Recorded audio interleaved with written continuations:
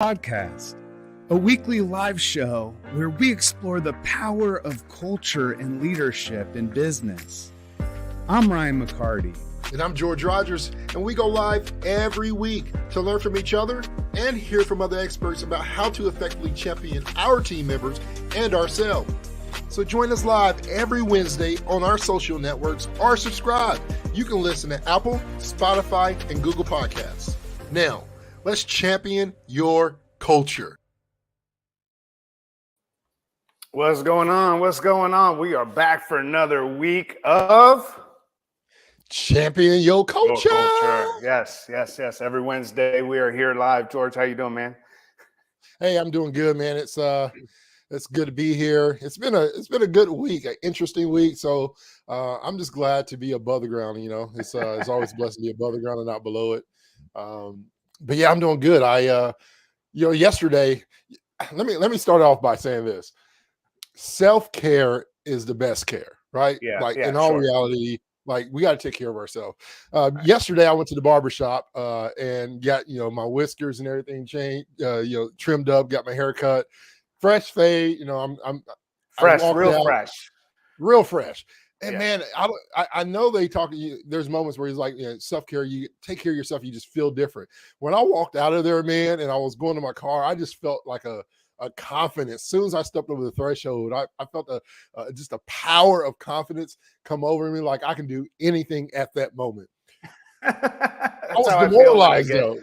Yeah, but when I got in my car, I realized this one thing. I got one issue. So, a few years ago, about 2 or 3 years ago, I had my first gray hair. It just popped up right here on my lip. And at first, I just thought it was a crumb.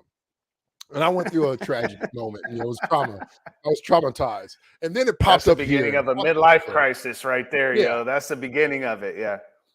I know that I'm officially an OG now. I know this because I realized when I sat in my car that my barber was putting clippers in my nose. I found that nose whiskers, bro. I'm like, that's the funniest thing ever, because I was looking at mine this morning. I was about to say, when I feel confidence when I get my back shaved. Yeah. When I get my back hair cut, man, I feel like $1 million. I know. It's officially OG stands OG for old gangster now. There ain't no, it's not, but we're not OGs, because OGs were from way back, right? So that we're OGs, like old gangsters. Just old, not original, just old. Old, not the OLE, we the OLD. Yeah, about to be old grandpas. Oh man, OGs. Good morning, everybody out there. Thank you for joining us here on Champion Your Culture, sponsored by Culture of Good, with my homie, my good friend, my brother from another mother, my colleague and great mentor, a great speaker, a great CEO, a great husband, a great father, a great coffee drinker, a great beer drinker, a great tequila drinker, a great pacer, date. Shall I go on about I am a good pacer, which is great. Oh my God, ladies and gentlemen, that introduction was brought to you by Ryan McCarty and $20. I'm literally going to take you on the road with me when I go to Keynote and have you get on stage beforehand. I'll bust like a Steve Harvey hype guy, like a hype guy. Yeah. And it's another 100%. one. Yeah, 100%. DJ we want to thank everybody for joining us today. Thank everybody for joining us. As always, y'all want to do something different today. If you're watching live on the stream, whether it's on Facebook, YouTube, LinkedIn, Twitter, if you're watching us live, make sure you join into the chat, throw a comment in there. And this is what I want to do today. If you're going to like, share, if you're going to rate this, your podcast, subscribe to this podcast and comment during the podcast, I want to throw out a free Culture of Good book. Not only is Ryan all the things I mentioned, but he's also an author. So we're going to want to throw out a signed copy. It may not, take you too. It ain't going to be worth any more on eBay, that's for sure. If I sign it, the price goes down, but it's still a good book. Yeah, value goes down. But make sure you. We love the interaction, so make sure you're chiming in. We got a few of you in the comments right now, so we want to appreciate everybody for joining in with Ryan and I on part two of doing good, community good, and we're going to get into that today. But Ryan, what's been on your heart, man? How are you doing? I'm doing well. Tomorrow is the as you know, the national holiday for all of the cannabis, those that partake of cannabis tomorrow on 420. So I'll be going up to help with all the stash stores in Michigan, because apparently there's going to be lines of people waiting to get in. So I'm heading up to Michigan over the next couple days, and so I'm getting everything packed and ready, and you know, yeah, I'm doing good, man. It's weird to think about leaving for a couple days at this point, because so much of work is so busy and there's so much to get done. It's like, can I check out 2 days to go help out another business? You know what I'm saying? But when cannabis is involved, somehow I always muster up the energy. And I always feel like, you know what, if cannabis is involved, I could definitely get up there. So. The highlight. The highlight. Yeah. No, I'm doing good. I like what you brought up about self-care, and certainly a good reminder. You know, we get caught up in the whirlwind of every day checking the box and what has to get done. We always talk about a culture of good. Does your what equal your why? Is there a why that's just as compelling as what you have to do? Are you driven by just a list of tasks, or are you motivated and passionate about something that drives you as a person? And so many times when we're not practicing self-care, we just get into that mundane routine of every day, knocking out the punch list, right? Checking in, checking out, getting the work done.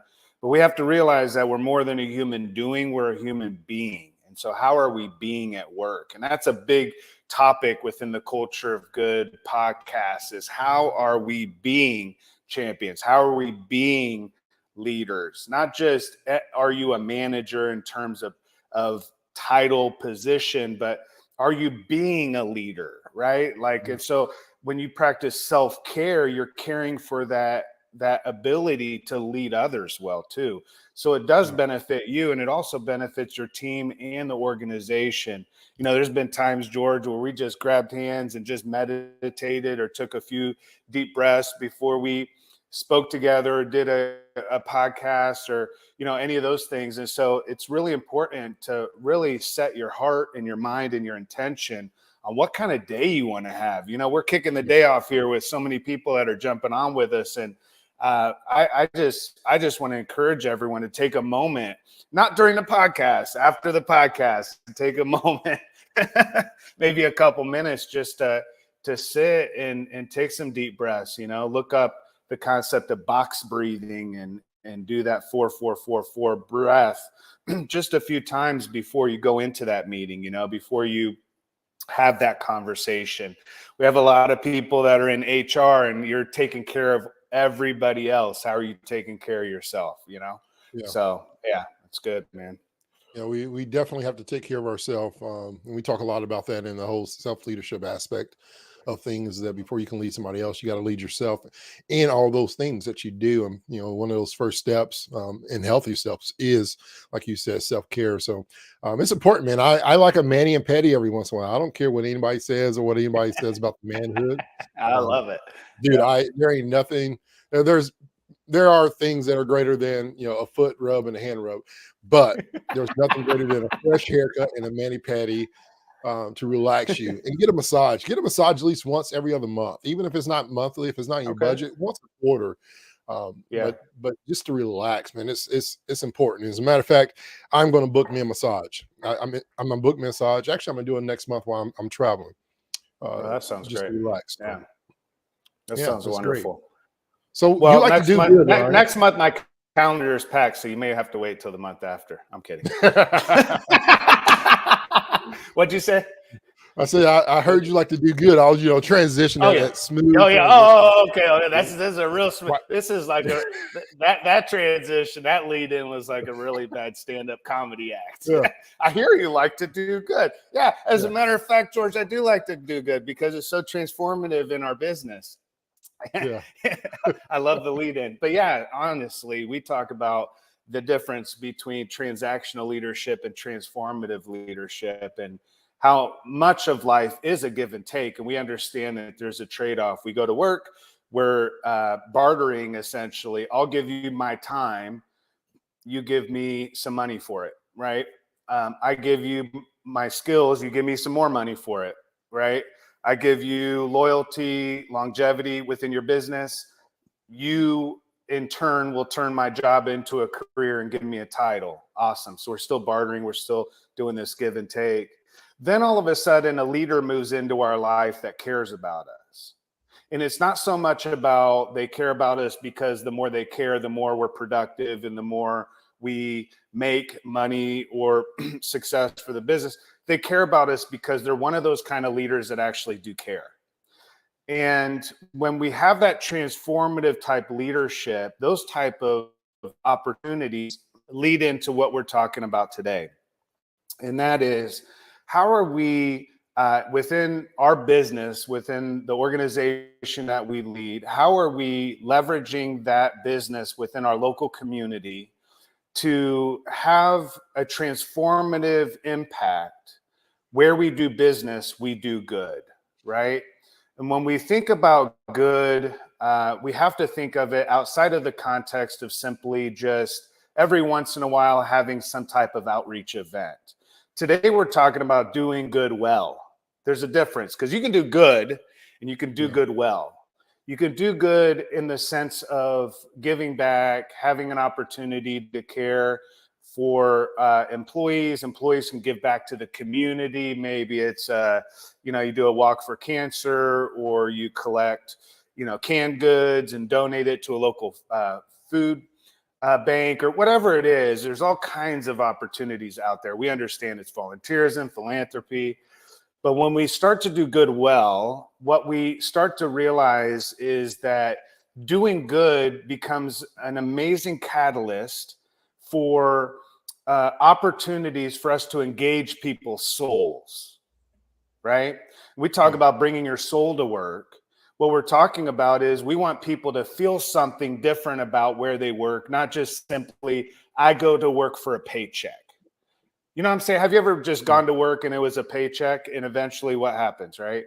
Yeah, yes, it's the check the box mentality, right? You're just checking the box. You go, you show up, you don't do more than you're asked anymore. You've cut it off. The extra mile is more of a negative mile. So you just kind of lay back. That's exactly the mentality that a lot of people get.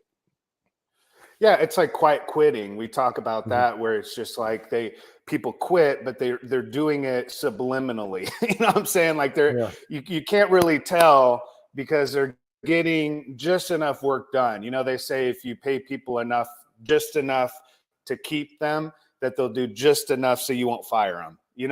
It's that transactional type. Give me $5, I'll do $5 of work, or $4.50 of work, whatever it is. But when it comes to doing community good and there's strategy behind it, and we're doing it intentionally, that's what we're going to talk about today. When we do it that way, it changes everything. So I want to jump right into it, and we're going to go through what we're going to call the 8 S's, because usually we throw this in right at the end and then we get stuck not having enough time. I want to go through this with everyone. This is an unbelievable document of just 8 words that start with S. It's really important when you're scheduling out your good events and giving back and caring. What are the 8 S's? All right. So let's go ahead and throw them up here, George. And we'll post this out on social media so anyone can have it. But let's start with the first one. So many times when we're talking about getting involved and doing good, it's the process of doing so is so complex. We have sign-up sheets on desks that no one knows where they are. We have opportunities to volunteer on the intranet. No one knows how to access where those are. And we have limited engagement. And what we want to do is we want to say, how do we simplify what we're planning to do in terms of community engagement, community good? The summer's coming up, George. How important is it to simplify this? Because if we're going to simplify the work that we're doing, we have to be able to say, how is this easier? I think get involved in. I always challenge this, and I think we both use this analogy when we talk about different things and aspects of our job and our responsibility, being able to simplify it to where a young kid can understand it, right? An 8-year-old or a 10-year-old. So when I'm doing things or in this matter, an event, I want to make sure the Dexter, right, understands exactly what we're doing. So keeping it simple, because one thing that we understand is that what's simple to me may not be simple to you, right? And so how do we simplify the process, the opportunity, the power, the purpose of it, and the why behind it, so that it keeps everybody engaged? You want people to be not only doing what they're doing, you said this earlier, we don't want to just do, we want to do it well. And to be able to do it well, there are aspects of the event, right? There's different steps of it, that so many things could be going on. And you want to make sure that it's made easier to where it's simplified through every step, and that it's understood, right? It's understood to the point where you're actually asking, do you understand this? And by understand this, can you tell me what you're doing, right? The moment somebody understands what they're doing, they should be able to explain it in their terms, that brings simplicity across the board. Yeah, I think when we're thinking about launching anything in our business, we have to raise awareness. And if we don't have clear communication, if we don't understand how to engage our stakeholders, when we simplify things, I remember back when we did our first big backpack giveaway, I had never done anything to that extent and scale, and we're getting into scalability here in a moment, but I didn't know how complex that opportunity. We gave away 60,000 backpacks. We had pallets of backpacks showing up at our business, and really didn't have a strategic plan in terms of how that event was going to roll out, how we were going to get the backpacks to the stores. Thankfully, the staff just jumped, right in, and because it's a compelling mission, it engaged everyone. And to say that you can get it right the first time is not how it's going to work. So I just want to take a moment and pause and say, as we're going through these are the 8 S's that came out of experiences that we had with doing major events. The smaller the event, the more simple you can make the event. The bigger the event, the more you have to be intentional about simplifying it. So when we do giveaways, and we had a decentralized culture with stores, now 1,200 stores scattered across some 42 states, we have to simplify things to such a scale that we're able to just send an email out and people know how to engage with it, right? We don't want to have 20 steps toward getting involved in community good. We want to make it easy.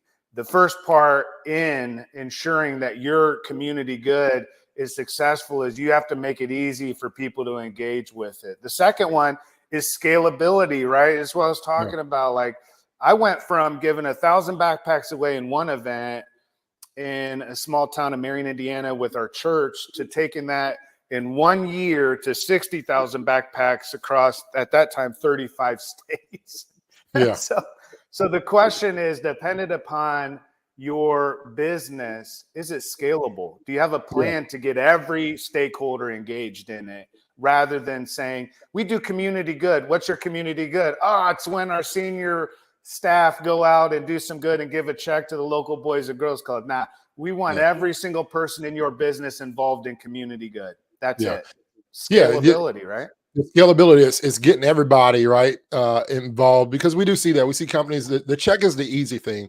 I think with what we're talking about, when we're talking about doing good and doing it well, we're saying getting everybody involved, and it becomes a true unified team event that truly impacts the community, and everybody from all stakeholders from top to bottom is a part of this. And so how do we get people that are not necessarily connected or engaged? How do we get them engaged? How do we engage them to then be engaged with the why that we're doing?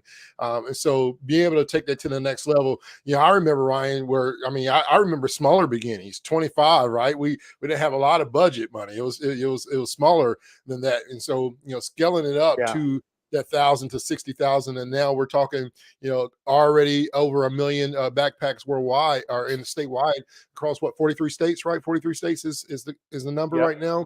And that's coming up again here in July. And so, being able to get that, that connection in order to scale, you got to be able to connect with others and make sure they understand the contribution that they are making, right? Money is one thing that we can all get back. We can do something. There's a way of life where we can earn more money. What we cannot get back, that becomes the most valuable thing that we can do and give to someone, is our time.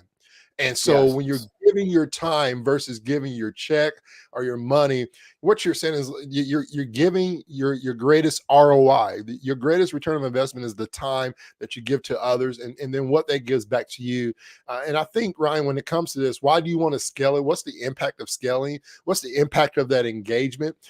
Is being interactive in that community, in that event, in that moment of doing good, seeing the impact directly, right? Because so many times, and I'll say this as a story and a testimony for myself, I worked for someone for a long time that did good, but I was never part of the good. I saw it, but it didn't really impact me. It didn't do good to me, right? It didn't bring me joy. It didn't bring me relief because I didn't feel like I was a part of that. When you are scaling and you're able to engage everyone and connect with them, get their story, help them find their purpose within the purpose, it's such a huge impact to be able to do that. And then the third is source. And I don't know if you want to add anything to that, Ryan. Hold on. Yeah, because you said find your purpose within the purpose. Yeah. So that's really good, because if individuals can't find their purpose within the team purpose, and if the team can't find their purpose within the organization's purpose, you have a purpose breakdown. When you have a purpose breakdown, you can throw every engagement opportunity out there possible, but it's not there. Community good gives us an opportunity, to your point, George, and I love this. I just wanted to stop for a moment and pause because I got chills when you said it. Because I've seen the transformative work that takes place in organizations when leadership is intentional about engaging everyone. Culture, we define culture as how most people feel, believe, and behave most of the time. Culture of good is whether people feel that good. If most people feel, believe, and behave within that good most of the time, that's a culture of good. So what we're doing when we simplify and we scale, what we're doing within that is we're creating opportunity for every single individual and every team so that the business can be engaged. Your people will not own the business. We've said this over and over, but they can own the culture. They can own their purpose, right? The purpose of their team, the purpose of the organization. They can own that. And that's what we're saying. So I just wanted to pause. Thank you for saying that. Sourced is really important. I want to, in the chat, if you're with us here, I just threw that in there with George posting bluesource.com. I don't know if you can share that as well, George, out there. But Amy is my contact at BlueSource, and I'm giving away my secrets here. But for those that are on the podcast, you get extra stuff. So I don't share this. I actually don't share this with a lot of people other than those that take the time with us. So thank you for being with us today. BlueSource, if you're looking at sourcing any type of outreach, whether it's backpacks or coats or hospital kits. I remember we went up to Lurie Children's Hospital in Chicago. We had a large, about 1,000 employees that, well, I don't think it was 1,000. I think it was probably around 500 employees that came together in Chicago, and it was called Unleashed. And we had this conference, and we were motivating managers and sales managers and doing this whole conference. But as part of that event that we had, we put together hospital kits for kids. So BlueSource sourced everything for us. It just made it easy. Remember, simplify. I mean, if you're trying to source everything and you're running to Meijer and Walmart and every other department store trying to get backpacks and have everybody bring in a backpack and they're all paying $25, $30 a piece for them. At BlueSource, we're paying something like $10 a piece for these backpacks. We're able, when we source it well. So I just want to say, what items are needed for the event and have they been ordered? What is our plan for ordering? I would say part of your plan, if it's substantial enough and you need some or could use some help, BlueSource is a really, really great opportunity. Reach out to Amy there And she's wonderful. She's been from day one, brother. She was the first backpack giveaway, how we sourced it from day one.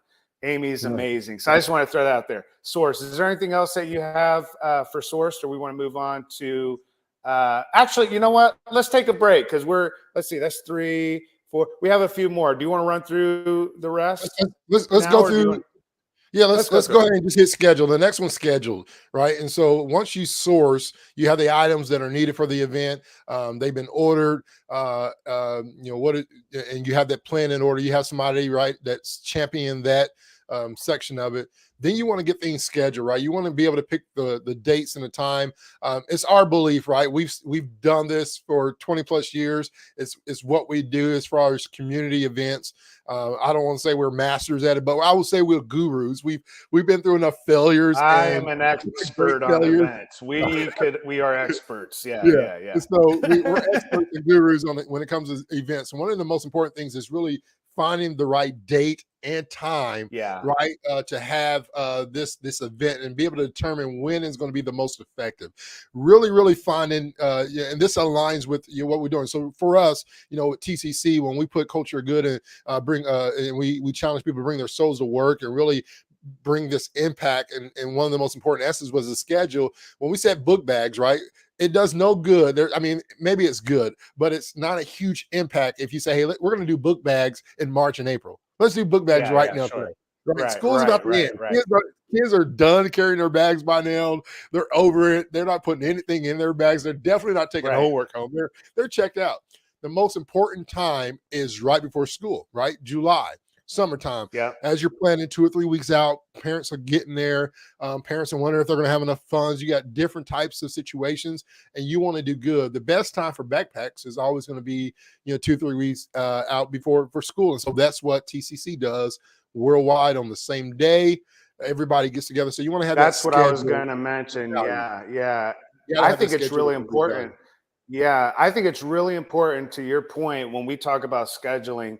One of the key components of how we scheduled our good was everyone was doing good on the same day or within the same week, so that they collectively, all of those employees, say you have 100 employees and they don't see each other all the time. I know we have a lot of field employees. Well, if everybody's engaged in the good on the same day, now we can hashtag and share ideas and moments of good that took place. And now it becomes a way to communicate and have a cohesive opportunity for everyone to get behind a mission together. There's something to that togetherness and that connection as one of our promises that really matters. So scheduling, very, very important. Is it supported? Are the key stakeholders, do we have leadership that's not only bought into it, but are they promoting it?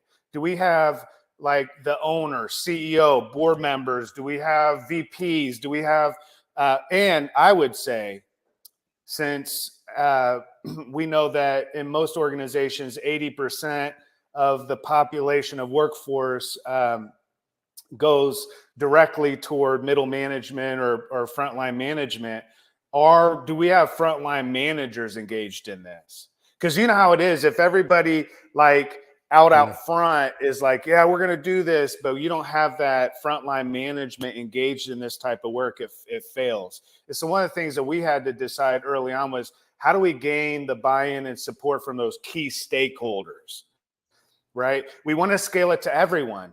The only way we can scale it to everyone is if we get those key stakeholders bought in and really behind it, supporting it, sponsoring it, talking about it, promoting it, showing up, right? That's one of the S's coming up soon. Sometimes the reason that we don't have more people involved in the good that we do is because none of the leaders that we see at work are doing that good with us. The moment that we have leaders join in with us, that opportunity, I love every year seeing Scott and Julie, his wife, and their kids, Mason and Marley, go out to a store and get snow cones and grill hot dogs and hand out backpacks. And does he have to do that? No. Managers do what they have to do. Leaders do what they want to do. And leaders, when leaders show up and they show up in that way, it's because they're supporting that work.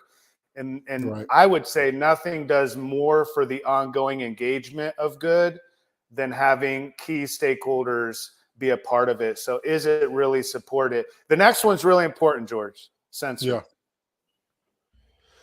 Yeah. So sensory is how is this event providing how's it connected to your soul? How is it providing that soul felt experience? How is it going to really connect with others? How's it going to connect with those who are coming across, right? Who's coming through that line, who's coming to get whatever you're sourcing out, whatever you're providing. How is it going to impact them? What value add, right? People are spending their time, not only are you spending your time, but others are coming up, showing up saying, I'm hoping to get something out of this, right? And one or two things are going to happen, Ryan. People are going to get something out of it. And we talked about, we've had some failures. We have some great success when it comes to doing these events. But the worst thing is that people show up and they're let down, right? You want to make sure that there's something to truly connect. And part of that is with your storytelling and really, making sure that what you're providing, what you're showing up with is meeting the actual need of those people that you're reaching out to, your stakeholders, your community, knowing the heartbeat of what's needed right now for them and what you're providing, and make sure they understand what you have there so that there is a true soul connection. You want to make an impact, and not an impact necessarily to be seen or to say, man, look what we did, but I want to bring value. This whole doing good and doing good well is saying, I want to add the biggest value I can to impact and change a life and be that change that I want to see in the world at that particular moment. When we talk about employee engagement, I like to talk about it in terms of employee fulfillment. Mm-hmm.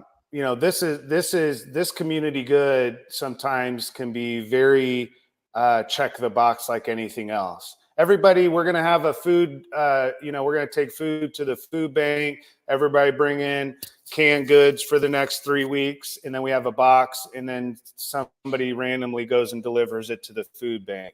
What we're saying with sensory is stop just collecting food, go down and eat with people. Yeah. Right? Be a part of the community. Get to know the person's name, get to know their story. Let this be heartfelt. Let people feel something beyond just going to work. Like what do people feel about their job? This is the opportunity for us to go from feeling to belief to behavior. This is like, what are people feeling about their job? Does it give them a good feeling to show up at work? Well, when their work is tied into the good that's happening in their community and for their neighbors, yes. But if it's just another check the box. So what we're saying with this is, how have we established and built this event so that people can feel something, they can see their impact, to your point, they can know that when we leave this event, it's more than just planting a tree in a park and hoping one day somebody catches some shade when they're taking a jog. This is about ensuring that we are impacting people's lives in a way that's sustainable, that is also sensory, that has that feeling built into it, where people can leave and say, that right there was transformative. And we hear those stories from the events that we lead and we help others to lead. But it's really important to ensure that there's that sensory piece to it. A couple more things, and Streamline could really go into the simplified piece, but again, we're talking about engagement, but when we talk about streamlining it, this is a unique opportunity that we have. And this is more than just simplifying the process. This is saying, all right, most of our companies have employee engagement, they have customer engagement, and they have community engagement. Streamlining means we take each three of those streams and line them together so that it's one stream. Yeah. So now we have one engagement effort that takes place. So we're inviting our customers to join us in doing good. We may not want to do this on the first event. Right. We may. You want to create the organized chaos within, and then figure out. Yeah. You want to get out some of the kinks in your good events and stuff. Or maybe you do invite the customers and say, hey, this is our first time doing this. It may be a mess, but we care and we love people, and that's why we're doing it. but it's really important to streamline those efforts. And this is a key, I believe, to ensuring that all of your efforts with community good are really getting the impact that you want, not just for the community, but also for those that are getting involved in it, and also your customers. Many times we ask customers to get, round up their dollar, or maybe we ask a customer to, share the story, the good that we're doing, or whatever it is, or maybe our customer engagement is like telling them the good that we do. Oh, by the way, we do this good. All right, that's all fine and good. But what about, hey, we do this good. Would you like to join us this Saturday in helping us hand out backpacks? Would you like to join us this Friday? We're making, breakfast burritos that we can freeze for local homeless teens and youth. Like, would you like to join us? Like, part of our promises in our success criteria for this is, have we invited others or inspired others to join us in doing good? To streamline it means we have our employees, our customers, and our community engagement happening all within this one engagement stream, which is really powerful. And lastly, and certainly not least, we got to give a shout out to our colleague Shannon, who's part of the Culture Good team, who brings it every single time she talks about doing good, doing anything. As leaders, you have to what? Show up. Show up. That's it. You got to show up. You got to be there. And this, Ryan, I want to talk about it this way, because people are physically there, right? I've shown up for things, but I didn't want to be there. When we're talking about showing up, we're talking about you show up truly, right? Showing up to be an impact, to be engaged. We use that word a lot in a lot of these 8 S's. Is the key for this is really be engaged. How are you going to engage with these people? How are you fulfilling, not only being fulfilled by giving back, but how are you help fulfilling others, giving them a sense of purpose, giving them a sense of enjoyment, giving them a sense of relief, showing up for them in their moment of need, whatever the event may be, right? For us, the backpack giveaway is a way to give back, help ease from a financial situation, be able to provide school supplies to families in needs. And there's a lot of add-ons. It's continued to grow, right? Just not just a book bag, but there's so many other things that go with the event now. It's become a big thing that there's things that's added to it within the community. Other people are partnering with TCs to make it even bigger. Involved. Are involved now. Other businesses. I know that when we had our retail stores up in Fort Wayne and Angola area, for those TCC stores, we brought a bunch of water, right? We bought water and donated for the event. And so that was something that we did to connect with TCC while they were doing good. And so showing up, being there more than just being there, right? Yeah. So it's important to really show up, and how we as a team, how I as an individual, we stay present in that moment, that we stay present in that opportunity that may be given, that we're there with a smile, we're there encouraging those who are in the line and trying to be of value and an impact to them. And the most important word through all this, when it comes to showing up through every process, right, through all these 8 S's, as we show up throughout all of them, the goal for me personally is that I am consistent. I'm consistent from the first meeting that I say, hey, this is what we're thinking about doing to the leadership team. Hey, this is what we're thinking about doing to our department leaders. This is what we're thinking about doing to our frontline leaders, right? Everybody on our team understands the consistent story, the consistent passion and empathy that we have towards the calls that we're putting forward, that we're going to schedule, because it matters. Consistency matters when you show up, right? If Ryan shows up very inconsistent in my life, it's going to be a very inconsistent relationship, right? We have a great relationship because for the most part, we're both consistent. We're consistent, but we know our inconsistencies, if that makes sense, right? We know, I know when Ryan needs me most, right? When he doesn't respond to a text message within X amount of minutes or hours, I'm showing up to Indianapolis. You got that right. You're sending in a search squad.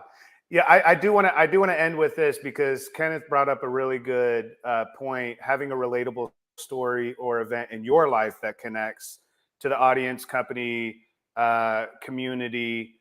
Wonderful, wonderful point.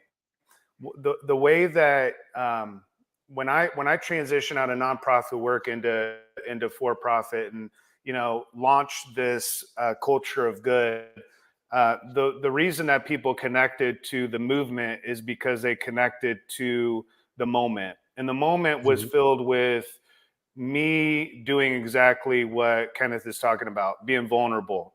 When I got up in front of employees that had never had a leader be as vulnerable in a moment, and I shared this story of being 6 and losing my mom to suicide, and my dad having a drug addiction to heroin, and how important it is to me that I live my life in a way that impacts kids like I was, right? Yeah. Because I was there, and I know what it feels like to have a broken family. I know what it feels like to have to, to watch my dad put blankets up on the doorways in the kitchen and turn on the oven, and so we slept on the floor in the kitchen so we could stay warm in the winter.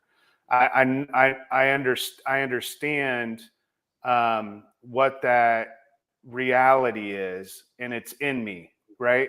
And so when I go to do good, that's my why. And when you're vulnerable as a leader, it opens up opportunities for others to consider, oh, that's why I should want to get involved, because that's what I went through, or I went through this over here. Our stories are all different, but we all have this story, and people connect to a movement when they connect to a moment. And it's really important that we create that moment for people to connect to, right? And be vulnerable as a leader. Discover not only your why, but listen to other people's why. Listen to why they're passionate about getting involved. Let them tell their story. And when you do, all of a sudden, the story that's being written is everybody's.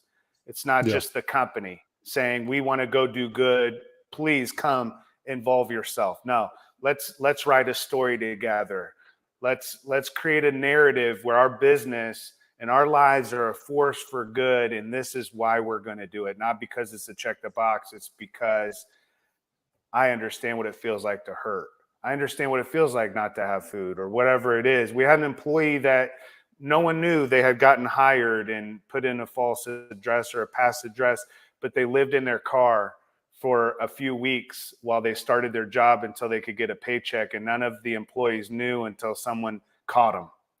And that team got behind that employee and supported her through a transition to get a house. And then she went on to impact homeless teens in the community through the business.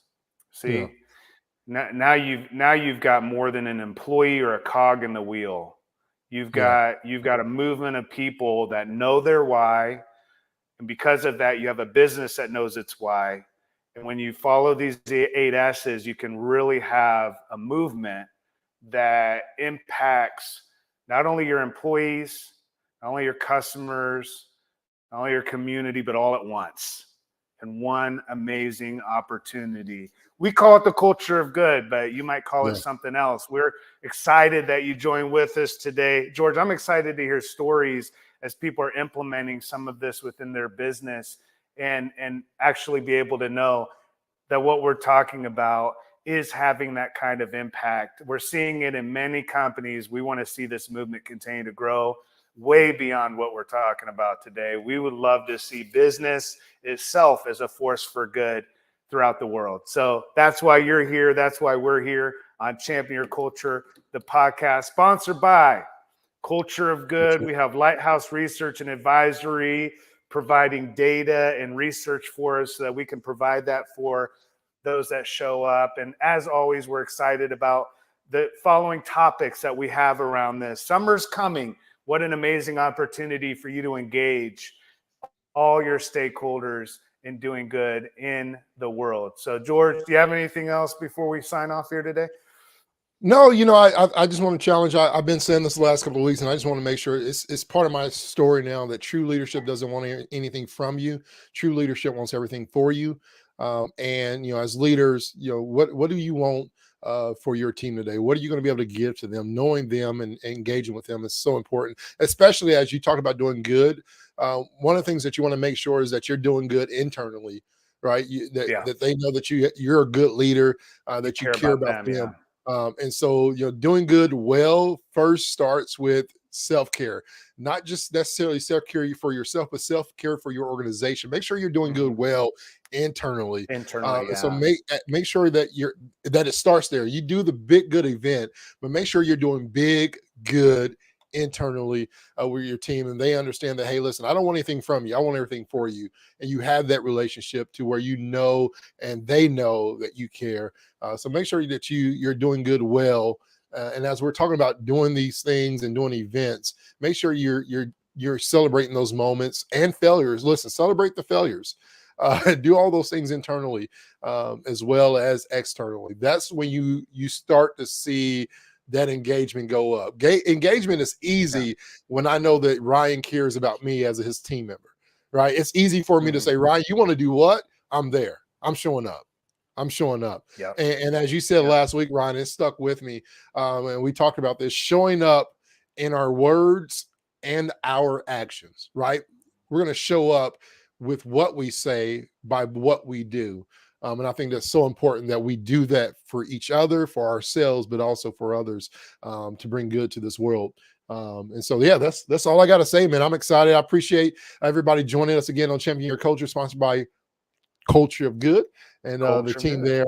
We got a great team. If you're looking for a keynote speaker, Ryan and I, we are keynote speakers. If you're looking for leadership development or workplace culture, you're looking to enhance, engage, or relaunch or refresh or start doing good within your company, we offer services there. You can visit www.cultureofgood.com for more information. Reach out and maybe put Champion Your Culture podcast as a way that you've heard about us, and we'll be able to serve you in that way.